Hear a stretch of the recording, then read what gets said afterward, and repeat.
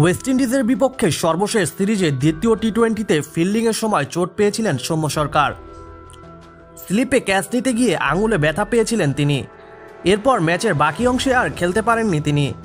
এমনকি 3 সপ্তাহের জন্য মাঠের বাইরে থাকতে হচ্ছে এই তারকাকে। আঙুলের সেই চোট এখনও কাটিয়ে উঠতে পারেনি সৌম্য। ফলে আসন্ন বিপিএলের শুরুর দিকে এই ওপেনারকে পাবে কিনা রংপুর রাইডার্স তা সময় বলে দিবে। দ্রুত মাঠে ফিরতে আগামীকাল শনিবার বিশেষজ্ঞ ডাক্তারের পরামর্শ নেবেন এই ওপেনার। সব ঠিক থাকলে বিপিএলের চট্টগ্রাম পর্ব থেকে খেলার প্রবল সম্ভাবনা রয়েছে তার। এমনটাই জানিয়েছেন বিসিবি প্রধান চিকিৎসক দেবশিস চৌধুরী। তিনি জানিয়েছেন, শনিবার বিশেষজ্ঞ ডাক্তার দেখার পর সৌম্যের মাঠে ফেরা সম্পর্কে সঠিক ধারণা পাওয়া যাবে। এর আগে বিসিবি সৌম্যকে নিয়ে এক বিবৃতিতে জানিয়েছিলেন, সৌম্যের আঙুল কেটে যাওয়ায় 5টি সেলাই দেওয়া হয়েছে।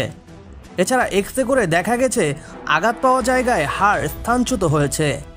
ফলে 3 সপ্তাহ মাঠের বাইরে থাকতে হবে এই ওপেনারকে।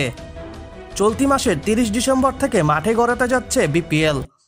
এবারের আসরে উন্নত মানের ডিআরএস, হকাই, স্পাই ক্যামেরা সহ দেখা যাবে আধুনিক সব প্রযুক্তি।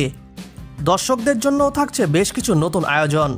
তো প্রিয় দর্শক, আপনাদের কি মনে হয়, সৌম্য সরকার কি বিপিএল খেলতে পারবে? আপনার মতামত জানাতে ভুলবেন না। আর খেলাধুলার সকল খবর পেতে আমাদের চ্যানেলটি এখনই সাবস্ক্রাইব করুন এবং পাশে থাকা বেল আইকনটি ক্লিক করুন।